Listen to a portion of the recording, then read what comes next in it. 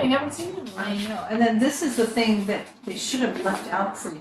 You have to make it this back, but this would have come to your house. Yeah. So this is about.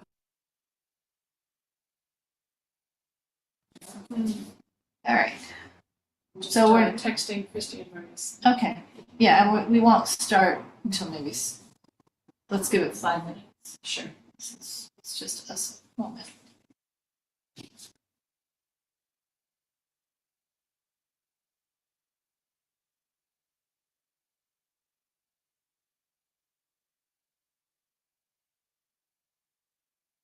Are we the environmental then? Are we the environmental committee? Yeah.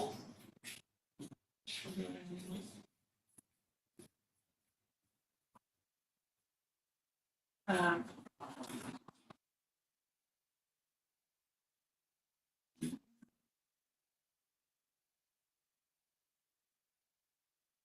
had lunch with Maria's the other day. I remember we were online. Yes, yes. It's nice to see him. So I just texted him. Okay, so there's. So while you were away, you would have received this document. Yes, and it What did they do got with missing. it? I didn't know. There was a pile waiting for me, but I didn't see this one. And then if you open it up, Yeah. you see on page 3, I can make you a copy if you wanted to do some sort of response, because part of the deal is that page 3? I can't see this. That's the top of page 3. Yeah. There's a law that basically says if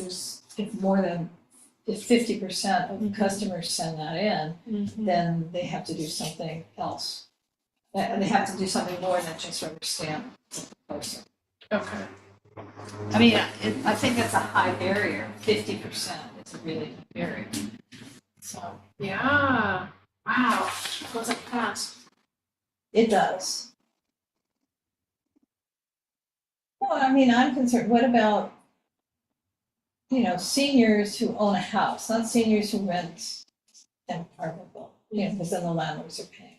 But seniors that own a house, that'll be you one day, that'll be me now. If this rate is doubling, but your income doesn't, and you're on fixed income, what are you? That just seems, unfair. And then when they say they have programs, well, here's the program. Instead of being $12, it's $8.25, but it's still incredibly much higher than that. Do you have, does David have tenants that would be affected by this? Well, yeah, actually, Yeah, so we would occasionally. because I No, that's cannot right. speak to this. I cannot speak about this. I do not know. And Yeah, some of our tenants in single-family homes pay their own. water bills. They have a LADWP account for a single-family house. Anybody in a multifamily setting would not. Right. There's always a landlord's account. Okay. But if you rent a single-family house, it depends what your lease says to pay for it. So I would say he's got 1, 2, 3, 5 of his properties, the tenants would be paying. But that's a good thing, because then they'll reduce your water use. If there is a connection with that. Right, There is exactly. a connection. Right. Yeah. But if everybody reduces their water use, then the Bureau of Sanitation will not get the revenue it needs to do these repairs. So it's a Yes. bad place to be basing. Or maybe not a bad place, anyway. But now we're talking about what's actually on the agenda, so we probably shouldn't do that. We should not, and I'm going to say 2 more minutes and then we start at 5 minutes in. And we do need to remember that even if nobody's here, it's just the 2 of us, recording is. Absolutely. Yeah. But we will, do it. We'll be able to go through. We can go through quickly. Okay. But I guess. I brought my tablet just in case someone like a Christie emails.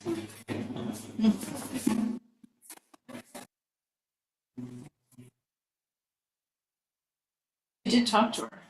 but not today, about this meeting. I'm looking into a new note-taking system. Obsidian.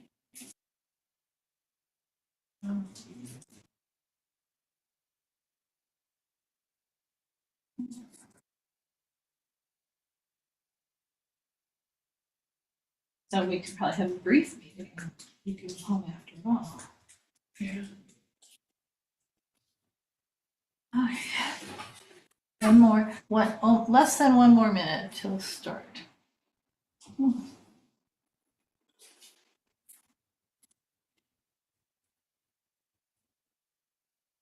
Actually quite tired. Is it warm at your house? No, it's because I got totally mosquito bitten here. And then I've been taking allergy pills at night, because it's itchy, but they make me very drowsy. Okay. I don't think I have Benadryl. Okay, it's supposed to. Yeah, I don't use Benadryl, I use for Tramadol. Okay. Benadryl, I'll tell you after. Okay. It's 7:35, and we are convening the meeting of the UNNC Environmental Committee, and Elizabeth Fenner is our chair, and she'll call the meeting to order. All right, welcome to anybody who is online watching, and it's a small meeting tonight. Calling this meeting to order, the UNNC Environmental Committee meeting on July 18th at 7:30 p.m. And here's our agenda. We have general public comment first, and then our second agenda item is a possible community impact statement regarding artificial turf. Something that this council has already looked at and soonly passed out of committee. We'll discuss that next. Then next is the LA Sanitation Department proposed to increase the sewer service charge rates. I was out of town, but I'm just getting this flyer, and so we will discuss our response to that if we have one. Any actions? Number 5 on the agenda is my item, a potential summer landscape care event, and I hope we will have something to put on the calendar. Next, we'll have round robin updates, discussion, and finally, before we adjourn, is announcements, new business or old business. Does that sound good? Yep. All right, moving to general public comment. That would be on anything that's not on the agenda. And since round robin is on the agenda, it'd be I suppose, I don't know. Yes. I don't know if there's nobody here besides ourselves, I don't have a general public comment. It's good to be back in Los Angeles and have such nice weather, and also to have such good air quality. I get Air IQ on my phone, and I check before every day. I check, and I'm very pleased to see most days are very good air quality. What is Air IQ? It's a site, and people can get monitors. We talked about this at We did. some point, right? Because these are outdoor monitors. There's a monitor at many elementary schools. There's one at the elementary school down just on Arlington. And So this picks up, yes, the app picks up the Yes. air monitor at Arlington and Adams. yeah, and it's called Air Visual. Actually. Marius is here. Marius. Well, he's not here yet, yeah, he's coming here.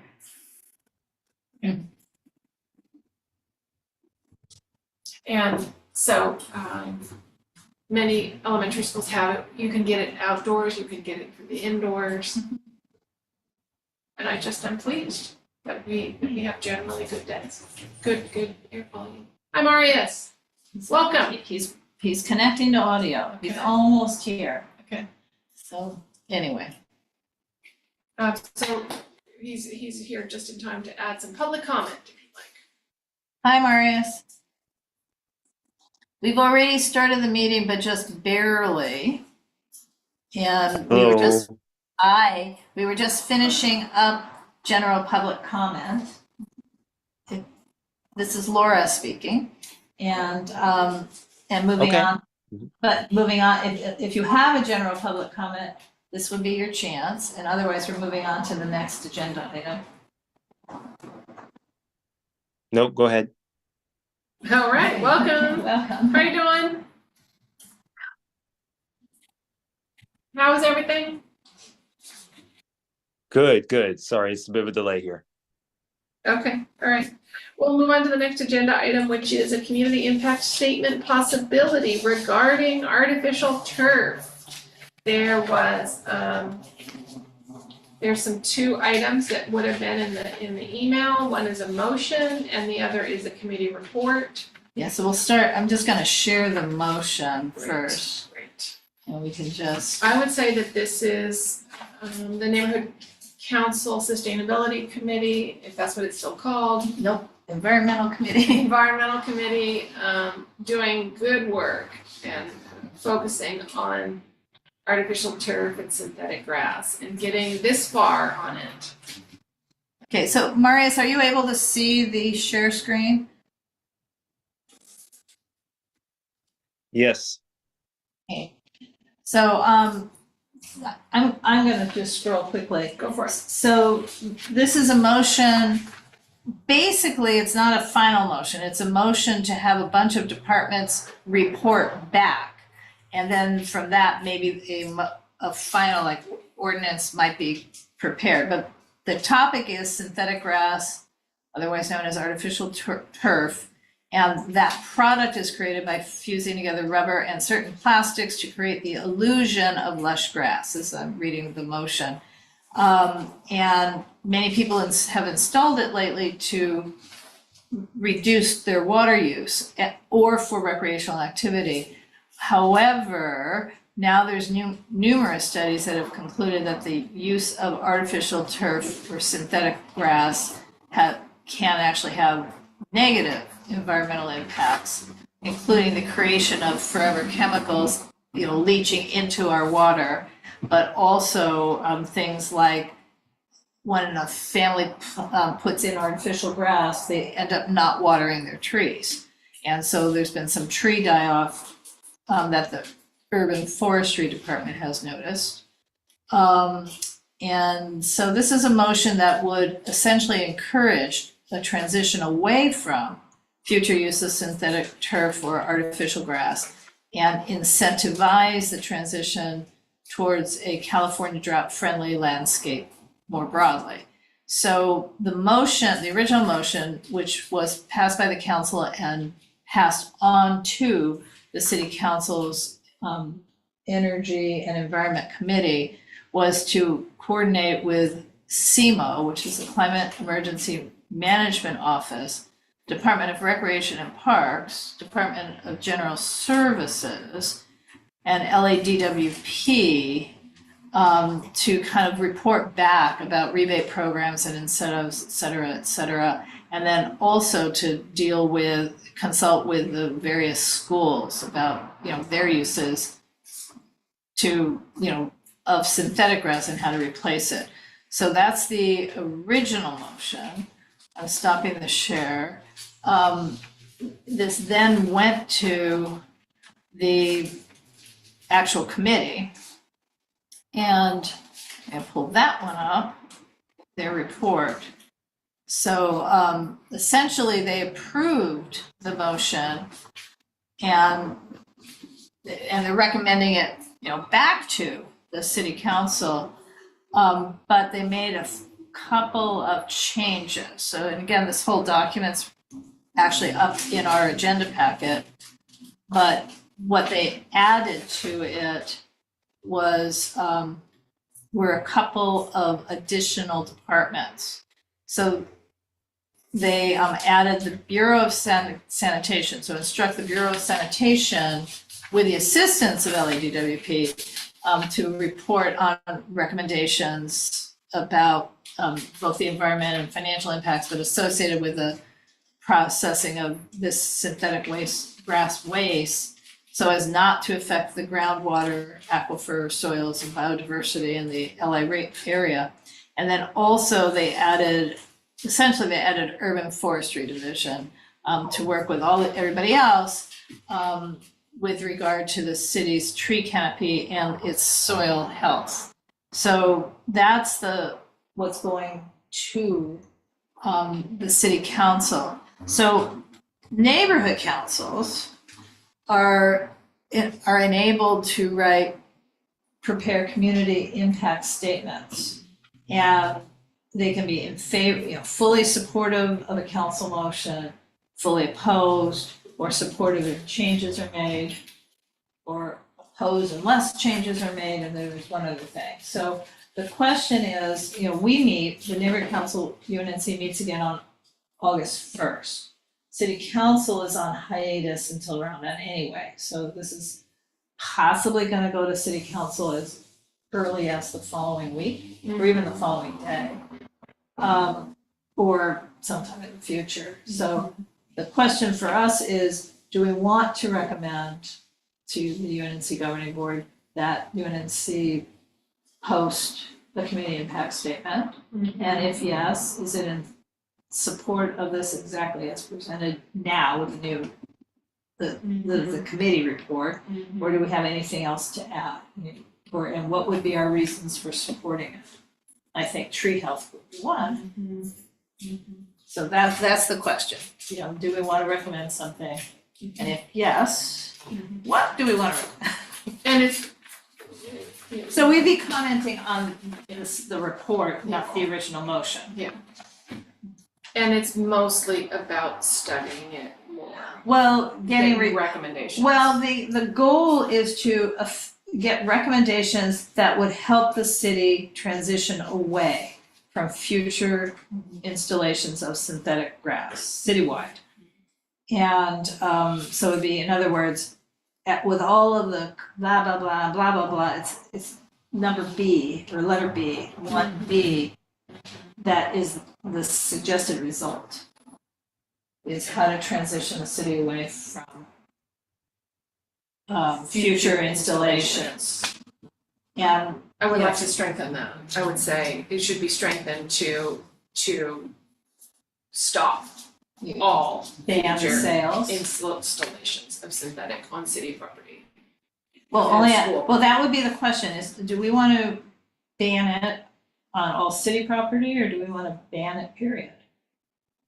What do we have the power to do? Well, we don't have any power, but But do we we would want to recommend- recommend? I don't know. I mean, I feel like if it's leaching into the Yes. water supply and killing the trees, Yes. I don't think it should be approvable. I mean, right now in HPOZs, it's approvable to use artificial grass in place of real grass, for example. And why should it be approvable? And where? Historic preservation overlay zones. Oh. When they redid the ordinance, they added, because originally, and Marius probably knows this pretty well, originally in HPOZs, you could never do artificial grass because it's not Right. historic, right? Uh-huh. And they changed that when the drought first hit. Okay. But maybe we need to change it again, for example. Yes. So. Well, I think that we should first, the city should lead by example by banning it for city agencies and city properties. And then start showing examples of, native plants that can be planted that look nice and are easily taken care of. And the people will see that by example and then start doing it. One of the problems if you start trying to ban stuff quickly without giving viable alternatives that are quick and easy to deal with, people just reject it and start doing whatever is closest to whatever they want to do. So you might want to start off with a good example first and then get people to see how it can be done. I'm just afraid people are just going to just say, oh, and then they won't let you do anything. I'm tired. I don't want to do anything else. Kind of give up. So we want people getting tired. We want to keep them interested. Well, so I'm not sure where we're going with that. Okay, Sorry, so we should ban this. Ask the city to ban on city property first, and then come back around a little later to work on a total ban across the entire city for citizens or anybody else. Once we kind of get something going there, because there has to be a plan. You can't just start banning stuff without a plan. Well, Yeah. that's true. And one of the things they have asked in this, in number 1D, D as in dog, in coordination with LADWP to get recommendations for incentives and rebate programs, this would be to people like us, to remove and replace synthetic turf and artificial grass. So that could start right away if it's just an incentive program rather than a ban. Okay, incentive sounds I good. don't know where the money comes from, but that's a different, I think that's why they're asking for a recommendation. What's wrong with that? Nothing, it's just that it's a bribe Yes, and it's it's maybe an effective bribe. I mean, right now, they've had lots of money available for people to remove their lawns right, and replace them with, right. you know, the something. problem is that when they first put in the incentive program to remove lawns, it, a lot of people just put in gravel. And of course, that too was deemed bad for the trees because people weren't watering. Yeah. So they've removed gravel as a possible landscape covering if you're getting the incentive to Okay, to remove your grass. And you Okay. have to put in a design that shows that it's not gravel. okay, So it should also at this point be not artificial turf. absolutely. So You so see, like- the problem we're facing is that Mhm. most of your average person has been separated from nature for so long they don't understand how any of it works. And when they Right. don't, and when I hear from people all the time saying is I don't want to plant something because I don't want it to die. And of course, people don't want to plant something they want to die. They don't want to feel like they're putting money into something that they're losing on when the plants don't live because they don't understand how it works. And so that's why people are constantly doing this. That's why they put in gravel and that's why they put in artificial turf because of the disconnect from nature. They don't understand it anymore, so they don't want to deal with it. And so that's what's causing the situation. So we're going from one artificial setting to another. And it's after, even if we ban artificial turf, I'm afraid there'll be something else that somebody will come up with that's just as environmentally not sustainable that will come up with this. Plastic flowers, I have no idea, but it's just that it's coming to this situation where people just are so disconnected and don't want to deal with it that they're just putting down whatever comes closest. And and you're also dealing with people who are, I mean, a lot of people are have a unfounded paranoia of insects and others, and they don't want anything close to them, so they don't plant plants for that either. So now you've got like a whole bunch of things that are going on that's causing this. And incentives are good for those who want to do it for sure, and if those can do it, it's fantastic. But for the average person, I'm wondering how do you have to spend a lot of time educating and a lot of time working with people to try and get it so it works. Yeah. well, yeah, so it does seem that what this is missing is, because all of these are reporting back kind of situations, there doesn't seem to be asking the chief legislative analyst to identify funds for the education of the citizenry about why it's important not to fill your yard with gravel or concrete or artificial turf because it's harmful to the trees, but also essentially the biodiversity. So maybe what we want to recommend is that along with all of these recommendations, they get a recommendation for funding alternatives to provide, create an education campaign. To your point, Maris, and to, all of it, because it's right. I mean, if people don't understand why, you told me not to water, so now I'm doing it so I'm not watering. But because I'm not watering, the good plants are not surviving, plants and trees. So So maybe. you're asking that the chief Well, analyst? what they're doing, they're throwing to the top instruction is to instruct the chief legislative analyst to report back with the following. And then there's this whole series of departments they're asking Yeah. to coordinate with. So let's add one more element, which is possible funding source. I mean, they already have as number 3, instruct everybody to identify partners and funds for the study as needed, but now we want to add one more thing, which is funding sources for education about why it's important. Not just why it's important not to use artificial turf, but why it's important not to use concrete, not to use gravel, and to use less water, but to use some water, focused water to keep good plants alive, something to that effect. Use of mulch. Well, the only thing left to do in all of this is fill your yard with mulch, but, Yeah. or plants or at least mulch. Right. So, okay. Hi, Christy. Hi. Welcome. Yes, Hi, sorry. Steve, thanks so much for being on. Yeah, we're talking about the recommendations for transitioning away from synthetic grass, artificial turf. And what we're specifically talking about is having us make a recommendation to the neighborhood council board, which meets on the August 1st, about supporting the motion, but making a few tweaks to it. And filing a community impact statement, which might need to be done like the next day. So Elizabeth and I would have to draft something after this meeting. And I guess I feel like we can feel free to word that pretty strongly. In that, tell me if you guys agree with this. I thought this was part of our conversation, that any and all city properties and agencies, including city parks, recreation, LAUSD, HPOZ areas. So those things, city properties, city agencies, parks, LAUSD, and HPOZs. Ban all current and future, arrest all future, current and future installations of synthetic turf. Make sure that it doesn't go in the first place. Correct. In any place in the city that is incentivized by the city, or owned and run by the city.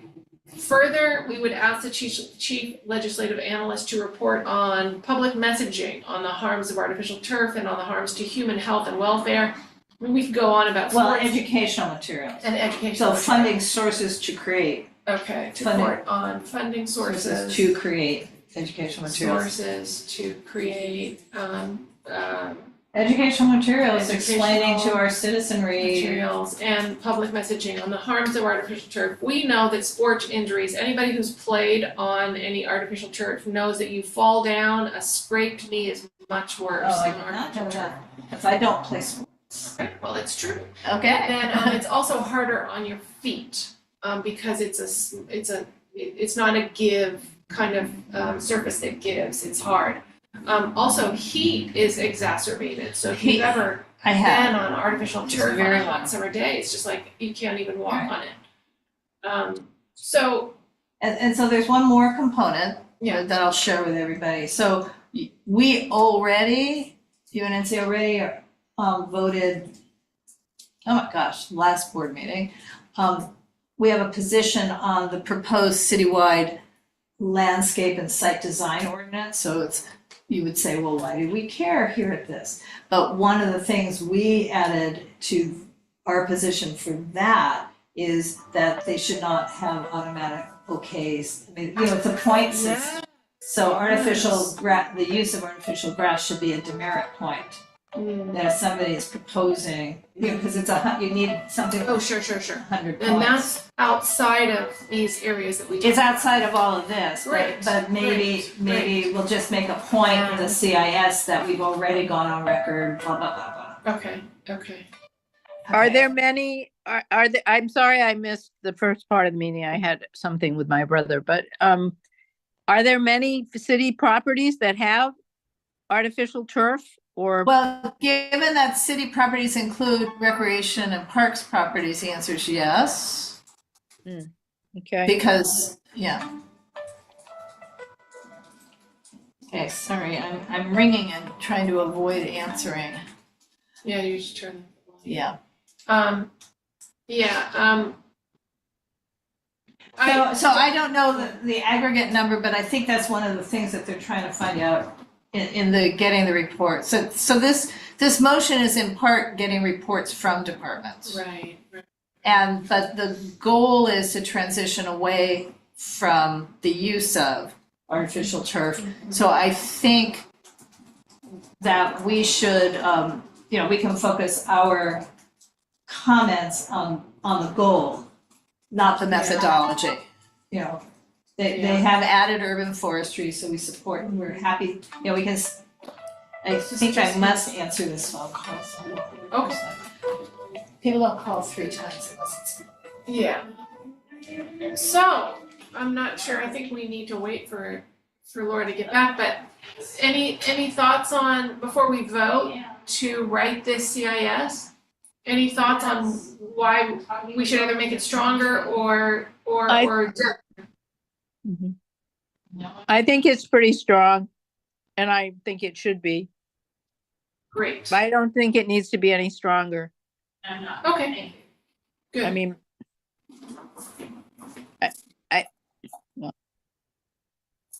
how does it get enforced? Or, Well, there's no enforcement yet because the motion at city council is essentially recommendations for how to create programs and incentives. Okay. So right now, we're just at that level, not enforcement. Yeah, it sounds as though it's a strong recommendation to study it. Right. Because the thing is, in answer to your question, if they really want to do some sort of outright ban in the city, that'll be a completely different ordinance that would ban the sale of artificial grass, not to mention the installation. Just like right now, I think there's a motion it's never gonna happen, to ban the sale of plants that are not native plants, at Lowe's and Home Depot or anywhere else. I don't know how that's even done. Man, if they could just ban, invasives. That would be a narrowing that would be far more acceptable. Yeah. But then there's still all the mail order, Yeah. and the different Jackson and Perkins and all of those. There are certain plants you can't sell in California, but to limit it, you can't sell in Los Angeles. Sure. So Anyway, coming back to this motion. So this motion is essentially asking to study the ban on artificial turf and on city property, and to do the education programs that we were speaking of, as well as a few other things. Yeah, we're using the word city. Maybe let's say government property, because they're Government also, property, yes. Mm-hmm. yeah, they're drawing in on this. They're trying to. But we would be strengthening B on, instead of recommending to effectuate a transition away from future installations, we would ask them to immediately stop all future, current plans and future plans Right. for artificial. Right. So it's a combination of figuring out, so we're happy with saying, I think, banning it for the future, but then there's the existing. So the other component is incentives for the replacement. So we had that discussion. And they have, I'm looking at it, sometimes when you get into the weeds, commercial properties, it has been included in item F, 1F. So, I mean, the basic point is how to get rid of artificial turf one way or another over time. Some of it's going to be gotten rid of because it only lives 5 or 6, it lives is the wrong word, but part of the issue is it's not a permanent installation. It just falls apart after 5 or 6 years. And then going to the landfills are not good, and that's where they end up. So this is not a good product. It's not a good product, right? And that's another thing I would like the Department of General Services, I'm not sure, to study, which is the cost of landfills, the cost to landfills. I think that's part of, well, I don't know what it is. No, like, if we're gonna allow Lowe's, if Lowe's is allowed to sell it, then somebody along the way should pay for it going to the. Oh, you mean like you So, buy just checking, have we started, did we second the motion, or what are we doing with it now? Well, we haven't done Yeah. I mean, if we do a motion, it would essentially be something to the effect of recommend to the UNNC governing board that it submit a community impact statement in support of the motion with some adjustments per the discussion that was held tonight. And I don't know if you guys can see this when you're on Zoom, but I've got the transcription service on. So I've got a whole bunch of, I have it all in writing and I'm saving the transcript. So, so Elizabeth has her notes, which are, So essentially, Laura and I will write the CIS to submit to the governing board on August 1st. And then they have a choice of saying yes, no, or we want to make changes. These days, nobody wants to make changes. They just want the item to be 5 minutes long. And I easily start ranting about trying to get Lowe's or Home Depot to stop selling invasive species or artificial turf. But we're not going to go there at all in the CIS. We would simply ask for what I mentioned before, Which we have in the transcript. So that would be, so again, the motion would be to recommend a CIS in. Do we need to vote on that? Yeah, well, we do. There's 4 of us here. But the motion would be to support a CIS with recommended changes as discussed, at this meeting. Thoughts? I can second the motion. Yay. Yay. After so much discussion, do we want to just vote on it and move on? Yes, because we're halfway through the meeting. Okay, votes. Yay. Yay. Yay. Marius is. Yay. It's unanimous. It's unanimous. Okay. Okay. The next agenda item is LA Sanitation Department proposed to increase the sewer service charge rate. Laura is sharing it, I believe, on the screen. Is that what you're doing? I'm gonna try word my share. Does everybody know about this because they read their insert or their mailed information? Yes. Mhm. Okay. What do y'all think?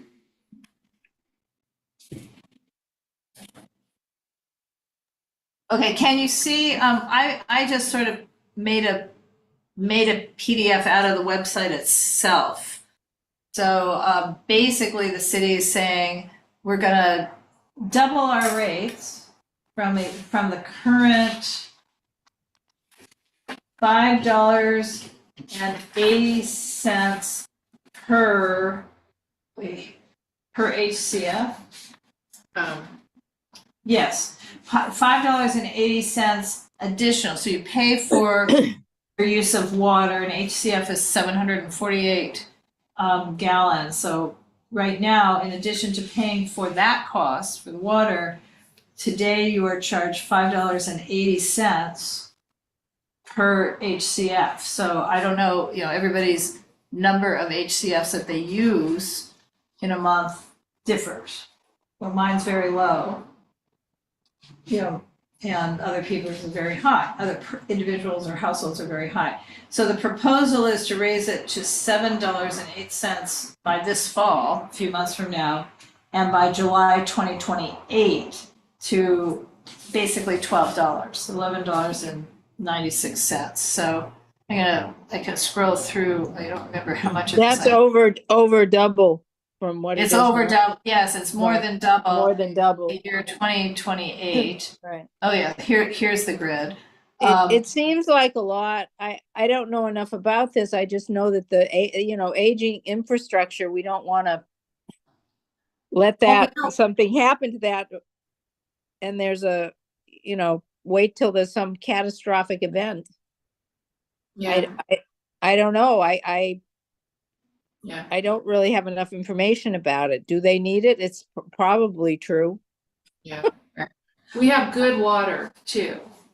I'm very pleased with our quality of water, right. and there's no better incentive for savings and careful use than payment for such a Right. resource. Well, I would say, I look back at my bills and Mine are extremely low.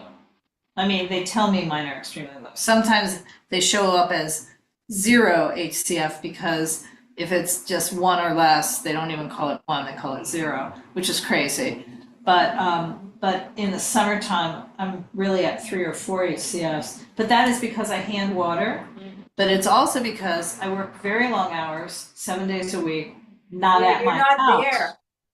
Yeah, Yeah, I'm not there. That's exactly right. And toilet flushing happens elsewhere, meaning where I'm at work. So I'm not a good example.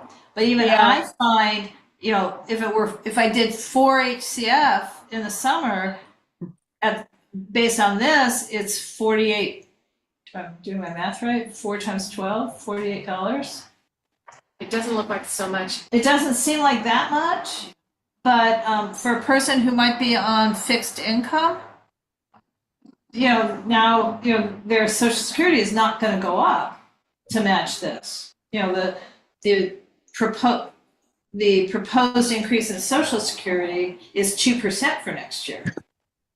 So, these increases in just this one little realm exceed 2%. So that I feel like they say, oh, well, we do have programs for households in need, which is the Easy Save program, but the Easy Save program is still proposing a double from $4 to $8.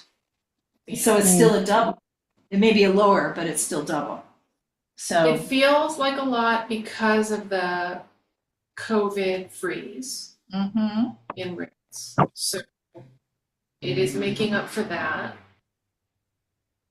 Well, We it uh we feels like a also lot. have to remember, It's a by the lot. way, we also have to remember, by the way, many individuals who are don't have whose income is restricted, not just low income, but not just Social Security, but the cost of living has not necessarily increased in the past 20, 30 years as much. So it's not definitely going to go up much as this goes into effect. And people with large households. I mean, some people have 4 or 5 people in the household, and water usage can be quite a situation. So this is one where we have to kind of balance it carefully and not rise it too quickly, because we all need this infrastructure. For one thing's for sure, you do not want your water going out. You definitely don't want your sewer going out. Right. That's it. You can get water, but sewer, you got to have some place to put it. So the big thing here is to just make sure that the increases are handled carefully and are not just jumped, or what have you, and to teach the public, hey, this pays for all of this. Let them know, because sometimes the city does a very bad job of letting people know, what we're doing with this money. They say, oh, we just need the money. Well, tell me what is it that you're paying for all the, the projects and everything, So, yeah. Right. Well, I think they have valid projects. It's just that, so my concern is that the water rates are also going up. Yeah, so 2 different things. So right now, for every, gallon of water you pay X for, you also pay an additional amount of money for the sewer. But the amount of money you pay right now for the sewer exceeds the amount for the water. Right. Well, sewer's actually sometimes more important than that, because you got to have some place to put wastewater. That's the biggest thing. I understand. Yeah. I'm just saying for every HCF of water, which might be, I know it's currently less than $5.80. It might be $4.96 or something. The sewer cost is even more. And I don't think a lot of people know that, meaning it's not $5, it's $10 you're paying or whatever. And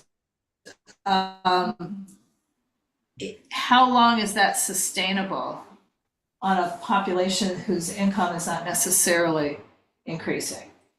Do they have enough of an incentive program or assistance program for the lower income households? And I do know, conversely, that if the lower income households are renting, that this does not impact them. It's only lower income households who also pay their own water and sewer bills. So that's why I brought up seniors, because they may own their house, but their income is fixed. So I just feel they need to have a more robust assistance program. I think there could be research done on that. I would prefer if we got the voices of people who were experiencing this, rather than supposing or assuming things. Well, I think the primary role for a neighborhood council and something like this is to get the word out.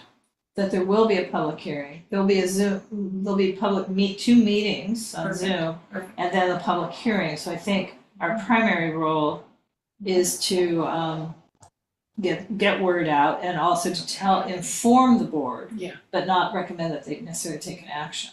I don't think we That need sounds to great. make a recommendation. Yeah, that sounds like a good service to the Right. community here. Making Right. sure that everybody knows about the public hearing and that their rates are going up, which they should know. What do you guys think? Is that a good enough response? Yeah, I think so at this point.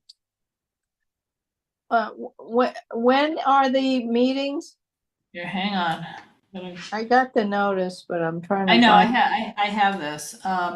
It is. It's wrong. Oh, not that one. Sorry. I'm sorry, I'm just looking at this. The meetings are, it's loud here. This Saturday, 9:30 a.m., July 20th on Zoom, and then Tuesday, August 6th at 6 p.m. So I will say, seeing that, I better hurry up and get a MailChimp notice out, because we're not going to be promoting Tuesday, August 6th as thoroughly, because there's also a movie in the park down at Lissus Shaw night? Park the same night Okay. at the same time. I mean, we'll promote both, because it may not have, Right. the two things are for maybe different audiences. But Saturday, July 20, 9:30 in the morning, Tuesday, August 6th, 6 p.m. How do we And get the Zoom? link. That's No, on Zoom? I'm gonna MailChimp, I'll put it out on MailChimp tomorrow. Okay. What I'm gonna do. Mm. And you guys will remind me in the morning, someone will call me and say, don't forget, you said you were gonna do a MailChimp notice. Okay. As I will. Okay. So, moving on, Elizabeth, you have an agenda item. Yeah, another thing I want to put on the calendar is some kind of neighborhood cleanup, or particularly a landscaping cleanup, a landscaping tending. As I was walking by Superior Market, I think I told Marius this, I saw those trees, those hard pressed trees that all this time I've lived here, they haven't gotten much bigger, but they're still alive, most of them, they're tough trees. They're along 10th Avenue. 10th Avenue, Yeah. north to south. Excuse me. North to south, right, going from Washington Right, they to were about 25th. planted by the church that's on the east side. Nice. Not voluntarily, semi-voluntarily, but when they did a whole, they had a conditional use permit, but they couldn't plant as many trees as they needed to I see. on their own property, so they planted them. Well, those could use, I mean, those are in my heart. Those, because of the food trucks that are often there and the party atmosphere there, or the neighborhood atmosphere, which is very nice. But those trees, they're compacted earth around them, they're somewhat weedy, they're somewhat trashy. So something along that, but that's nice and limited, you know, and we could also ask the church if they could send some volunteers for that. And we could ask the Superior Market, or the market there. Right, it'd be really so much easier for UNNC Okay. is if there was a sponsor where we can support the sponsor, be it Superior or the church, or barely meets anywhere, Arlington Heights Neighborhood Association. I can give you the names of people, but if we can just say make an announcement, they're doing this Okay. and we're helping, but then we don't need to vote on anything, we don't need to, Okay. you know, you're not asking for money, right? No, right? No, just, let's come together and do it. Yeah. Clean, neighborhood cleanup, but it's just not your neighborhood, so we cannot ask Donna, hey, can the Avenue sponsor, because it's on the Arlington Heights side. Right, so the market would be a good Would one? they sponsor it? Yeah. Yeah, that'd be a great one. Okay, If the market would sponsor it, yeah, then all we have to do is call for volunteers. yeah. Where is it exactly? Where are By these streets? Superior, yeah, they're on 10th Avenue between Washington and Yeah. 21st. Ish. Okay. Yeah, 23rd? 22nd, 23rd, yeah. Yeah, But I mean, between Washington and not quite to the freeway. You know where the post office, the back drive for the post office is? right. Yeah. So on the west side of the street. Almost to the Okay. freeway. So I guess I'm saying that I could go to the market and ask them. if Yeah, they'll and have then a set a neighborhood date, and then cleanup I can, date. for UNNC, we can, you know, do a call for volunteers. We can MailChimp a call for volunteers. Okay, We can do it on Instagram and Facebook. I mean, we Yeah. can do a marketing effort, but yeah, if all we're doing is supporting it, we Right. don't have to ask the city clerk. We don't have to create an event and okay. submit paperwork and get insurance, all the things that prevent neighborhood councils from doing activities like this. Okay, So if we can partner with anybody okay, and make it their thing that we're supporting, okay. It'd be better. City clerk, okay. neighborhood association, anybody. Yeah. So Okay. I can connect you to who I think are still in charge of the association. They've done nothing, I mean, COVID killed a lot of things, Yeah. but I mean, a neighborhood association on that side. Arlington Heights, there is an Heights. entity, Arlington Heights Okay. Neighborhood Association. Okay, I just don't know what they've done lately, okay. but I know the people. Well, I'm, trying to bring things up again. If any of you see an old metal wagon on the side of the road, grab it for me because I want to take a wagon to the neighborhood trees with some, a couple of gallons of water and some weeding. I just need a wagon. The other thing is the library. Remember, Marius, how we planted that all up and essentially it's all dead. So I don't have the energy right now to plant the whole thing over, but Where was the planting? Was it? inside in the Inside. patio. But if we were to plant one plant, I was there yesterday, so one plant. But what does Marcy say as, I mean, I know what she said was that when the library was closed during COVID, therefore nothing got watered. Correct. But what actions did she take, if any? We were all so stunned by COVID. No, I Remember, understand. it was just We were stunned, but, has the Friends of the, we've moved on to round robin this. on Okay, the yeah. agenda. So- We've moved down to Well, agenda. so basically then, we're not gonna do a summer landscape. No, I care think, event I'm saying the ourselves. easiest way to do it, especially this Yeah, I get fast, that. would be with a partner. Does anybody If want we to wanted go out? to do our own event, Yeah, we have to I know. not just create it, but it has to be submitted to the city clerk 60 days in advance Right. through a portal. So we're really now talking about October. This is why Yeah. I'm not a socialist. Right. Because I mean- I get bogged down by the bureaucracy. Does anybody here on the call want to go out with, want to go out some weekend morning just for an hour and tidy up? You're saying Something. gorilla? Yes. tree- Yeah, she'll. Yes. I would do that. I might too, because I'm Marius? walk. Yes. Anyway, Maybe?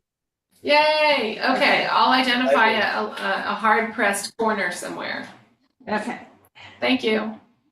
All right, moving on to number 6, round robin updates. Okay, so now we can talk about the Washington Irving Library. So I know there was a conversation with Marcy with somebody on the board, where she was hoping to get UNNC to financially support a replanting. And we can't just give money to a library. So the question was, the friends of the library, and it turned out that it was dead. So this was like, what, 14 months ago? That's still the case. And it's, no one's taken the action to revive the There's friends of just the library. some hiccups, yeah. All right, so, I think they're meeting again, but they don't have their paperwork. yeah, they would have to be a 501c3 to get any sort of funding from the neighborhood council. Okay. Well, the next time I go in to the library, which might be tomorrow, I'll ask Marcy if we're allowed on an unofficial basis to just plant a couple of plants. And But will she have them watered? yeah, I'll ask her about that. My thought now, guys, is that instead of going native, which can be a little tricky to start and to get established, what about going permaculture? What is that? Permaculture is food. So you plant things like blueberries. You could plant a mini lemon tree. But they still need watering. Everything needs water. Absolutely. Right. Thoughts on a permaculture focus, which might be fun for kids? Marius? I can see it. It all depends on if it's gonna require a little more care because you gotta fertilize, you gotta test the soil, you gotta make sure that there's no anything in the soil that could go up into the plant that could harm the person, but otherwise it sounds like a good idea. Yeah. Why is it better than native plants, Elizabeth, to do something like that? The immediate draw. Most people don't know about the benefits of natives. Okay. It takes a special thing, but if you know, you like, oh, this is a blueberry plant, or this is, I think I have in my backyard huckleberries, which love the shade, and Well, the thing is, something like a blueberry, which is a permanent plant, it's a perennial, yeah, but it needs highly acidic soil. it needs treatment, yeah. Well, but the soil itself leans more towards acid than alkaline. Yes, yeah. And I'm guessing, for example, a miniature lemon tree is just the opposite. I don't think they enjoy acidic soil. So it's also a delicate, what do you plant, how do you plant it, what are the watering needs? I mean, the thing about doing native plants is that primarily you're planting things with the same watering needs, with the same soil needs, but not always. And that was a big problem at the library. I don't know if you guys knew this, but their automatic watering system meant that natives got much more water than I would have given them. Right. Um, They die in COVID. And then, yeah, Did the plumbing then- just break, or they just turned it off because they nobody just was turned it there? off completely. They turned it off completely, yeah. Because no one was there. So they were just trying to make sure that the pipes didn't break in the bathrooms. Must And be. they turned off all the water. It's like crazy, crazy. I don't know. I'm not fond necessarily of food-based edibles. Okay. I love the idea, but I'm not sure I love the idea at a library where the head librarian would allow the water to have been turned off, and everything to die, and then have the temerity to come back to the same sort of, hey, you pay some more money and buy us some more plants. So, does it get is it shady or is it sunny in that space? I've seen this space. I just don't know about how the sun moves around in there. Mostly shady. yeah, so it's good for food. And I want to give Marcy some compassion here. It's a challenging environment. The public libraries, and that public library has had its challenges. I remember there was a time when somebody was regularly jumping over that stone wall fence around the back patio and living there. Oh, yay. Yeah, so she had more problems than just keeping those plants alive. Yeah. Right. Well, I'm just saying a food-based planting program Okay. would Yeah, be yeah. almost better in their parking lot and using annuals, meaning, you know, the ones that truly have instant gratification Yeah. as vegetables that you take home. But then the next question is, you know, are the kids over there, isn't their home school 24th Street? Because there's already a major vegetable edible garden at 24th Street. So if they're getting it at school, I mean, I'd want to know if it's the same Yeah. home No. school. Okay. Because I don't know of any other elementary schools. I think we're getting far afield. Right. The school that's near there is Johnny Cochran Middle School. That's a middle school, but what's the elementary that the kids who go to the library? Because we're really talking about little kids in terms of a library program. Okay. Actually, the young kids would be the best audience because they're the ones who are at least who are just learning about this stuff and really have to know, you know, Right. where their food comes from. I mean, Right, you know, and I when think your I'm kids saying- say, I would think there are middle school kids there too. I think I've seen them. I don't know. Okay, well, my underlying point is that two of the schools, so 24th Street School and I believe also the Environmental Magnet, where these kids are probably going to one or the other, already have, as part of their day-to-day education, a garden education program with food that they actually eat in their cafeteria, and then they compost. So I don't know that, unless this library's primary elementary kid audience is at Pio Pico, which probably does not have such a program. Thus, I'd want to know what school primarily this library is servicing. I don't know an answer, this is a question. And the next time I go in, I'll see if I can talk to the children's librarian Right. and see if she or he, they know about this. Because that, I think, is the next step. Just going in and planting things is one, it's a heavy lift, and No, it should be part of a program. Yeah. And it's also possible that if in fact the kids who are at that library don't go to one of these two schools that have a program, maybe Garden School Foundation or whoever is the nonprofit helping the Environmental Magnet would be willing to add a program to the library. yes, And then it makes sense. Now we're being sensible. that makes sense. Okay, And then UNNC could provide some seed money right. and, So something that's already, well, different nonprofit, not good Friends of the infrastructure. Library. Yeah. Right. Yeah. And when I say seed money, this is a double entendre in this case. yes, yeah, well, For yeah, seeds. yeah. But remember, you guys may remember through this committee, we provided during COVID seed money for a program from the Garden School Foundation, not just the composting program, but the other program, Nice. which they were starting to take food from their garden, and they were doing what they call farmers market, it's a food box Yeah. giveaway. Yeah, Our seed money has ended up creating a program for them. yeah. They're partnered with Food Forward organization, and they give away 2,000 pounds of food every time they do one of these farmers markets now. It's a nice ongoing program. And the kids are helping to grow the food, and Food Forward is bringing them food. Right. You know, so it's all the way around a real cool thing we did with seed money from UNNC. So, Great, great. okay. Okay, we are at an hour now We are. forward. And are there any announcements, new business, old business, just so it can be technical? No, And the next meeting is back to our normal meeting night, the second Thursday of the month. We should explain that because 4th of July was not possible to have the governing board meeting. Yeah. It bounced to the July 11th, which would have been this committee Can meeting. anybody think of, I'm anxious to get going, can anybody think of other neighbors and friends that would be a good addition to this meeting, this 1 hour, once a month?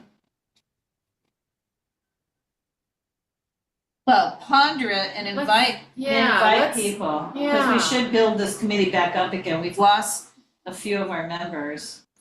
We lost Dan, who was a key member. Right. It might come I'll be in in touch. occasionally. All right, unless anybody have any other comments? No, Okay. thank you. Thank you so much for coming. It makes a difference. All right, that you're here. bye. Okay, bye-bye. Okay, bye. We are adjourned.